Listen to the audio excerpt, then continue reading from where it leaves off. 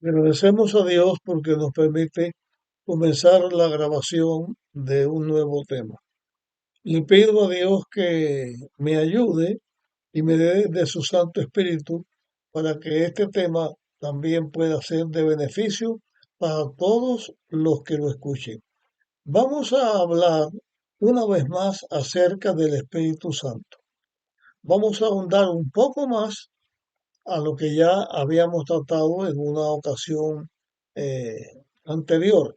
Y queremos ver en la Biblia algunas declaraciones que nos pueden ayudar a tener una comprensión más amplia acerca del Espíritu Santo. Vamos a leer Efesios capítulo 1, versículos 13 y 14.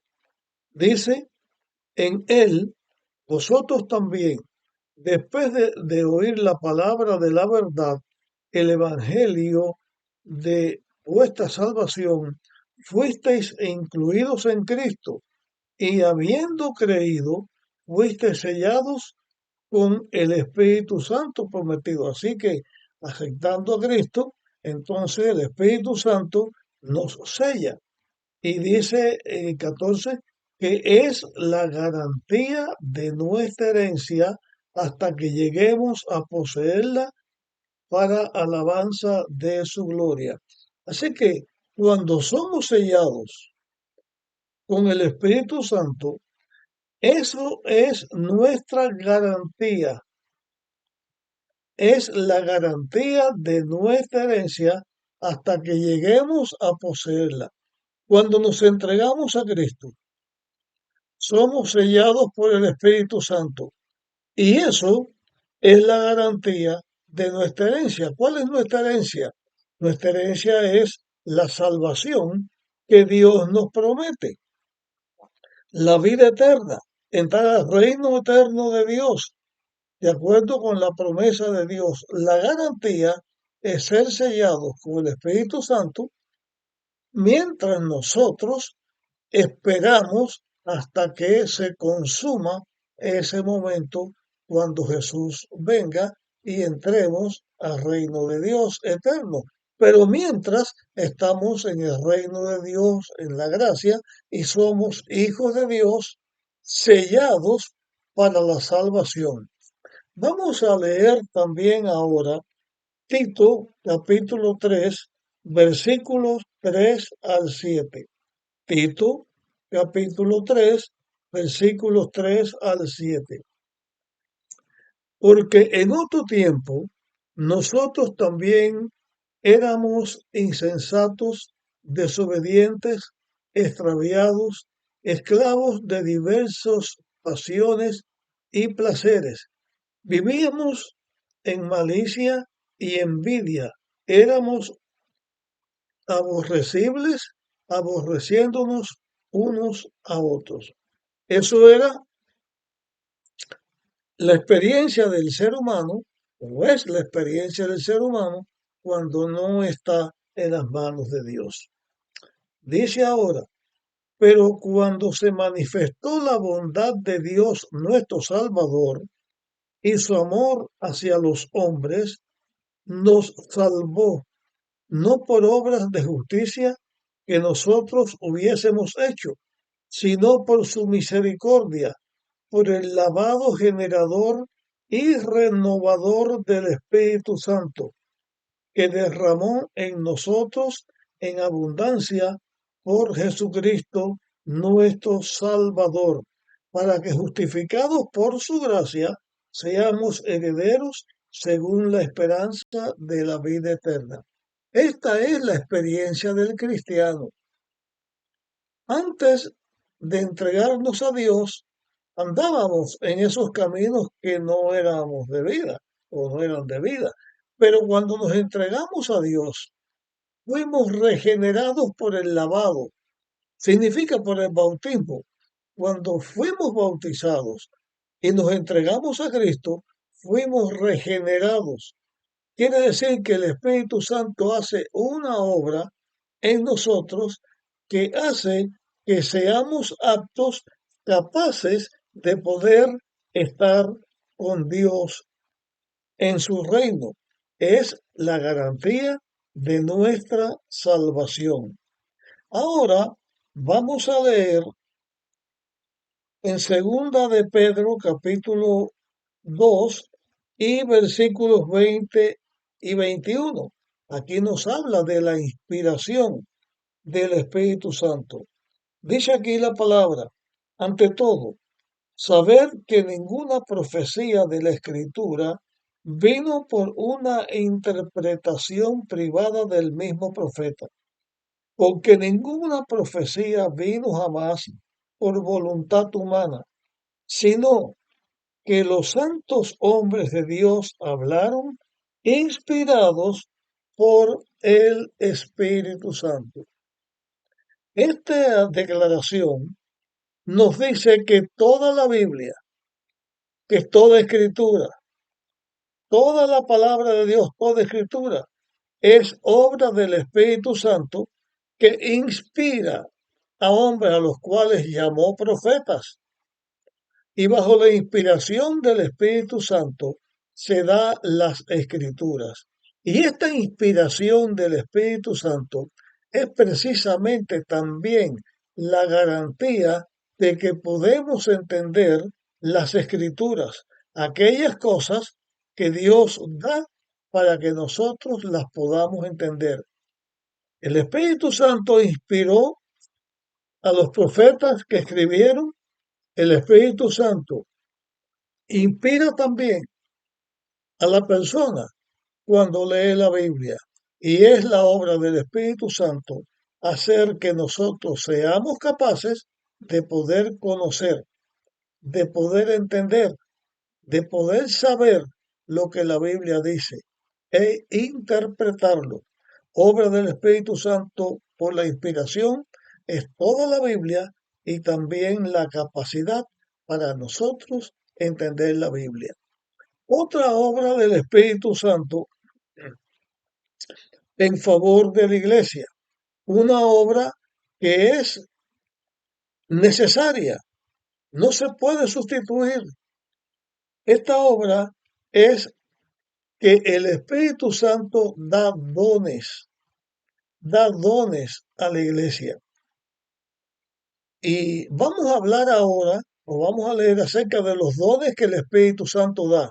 Pero también en la Biblia se nos enseña que Cristo da dones a la iglesia y que Dios el Padre da dones a la iglesia. En capacitar a la iglesia para la obra que la iglesia debe hacer y la vida que los miembros de la iglesia debemos vivir, está la obra del Padre, del Hijo y también del Espíritu Santo. Vamos a leer ahora Primera de Corintios capítulo 12 y vamos a ver lo que dice, comenzando con el versículo 7 hasta el versículo 11. Dice aquí, a cada uno les es dada manifestación del Espíritu para el bien común. A uno es dada por el Espíritu palabra de sabiduría, a otro palabra de ciencia según el mismo Espíritu, a otro fe por el mismo Espíritu, a otro don de sanidad por el mismo Espíritu, a otro operación de milagros, a otro profecía, a otro discernimiento de espíritu, a otro diversidad de lenguas, a otro interpretación de lenguas. Pero todas estas cosas las efectúa uno y es el mismo espíritu y reparte a cada uno en particular como él quiere. Aquí vemos la necesidad del Espíritu Santo en la iglesia para que la iglesia tenga los dones, las aptitudes, las cosas que deben tener para el funcionamiento de la iglesia. Pero es interesante, es importante que dice que el Espíritu Santo da a cada uno y como Él quiere. Esta facultad de dar a cada uno como Él quiere nos enseña de alguien que es una persona, porque una fuerza no tiene esa decisión, esa voluntad de decir yo quiero esto. El Espíritu Santo hace la obra que Él le corresponde hacer en el beneficio de la iglesia, o sea, en el plan de la redención. Ahora vamos a leer, ya este lo leímos la otra vez, vamos a repetirlo. Romanos capítulo 8 y versículo 26. Dice aquí, además, el Espíritu nos ayuda en nuestra debilidad, porque no sabemos pedir lo que conviene, pero el Espíritu mismo intercede por nosotros con gemidos indecibles. Esta declaración bíblica dice de nuestra ineptitud, de nuestra incapacidad para pedir a Dios las cosas que nos convienen, porque nosotros no sabemos. Pero el Espíritu Santo interviene por nosotros, intercede y pide a Dios con gemidos indecibles. Esto no quita de ninguna manera que Cristo sea el intercesor entre nosotros y Dios. Es que lo que nosotros vemos en la Biblia es la interacción del Padre, el Hijo y el Espíritu Santo en todo lo que tiene que ver con la iglesia. Ahora vamos a leer Hechos capítulo 1 y versículo 8. Dice el texto, pero recibiréis el poder cuando venga sobre vosotros el Espíritu Santo y me seréis testigos en Jerusalén, en toda Judea, en Samaria y hasta lo último de la tierra.